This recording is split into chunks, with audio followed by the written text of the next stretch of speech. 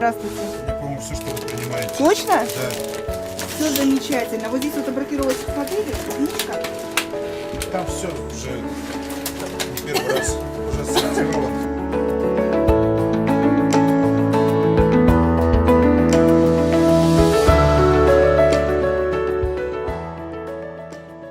Надо больше приемных пунктов открывать. Люди несут, люди сознательные. Теперь они, в смысле, люди борются за экологию, то есть носят. Хорошо, что мы открыты, надо больше пунктов. Ну, в общем, вот положительная реакция от этого.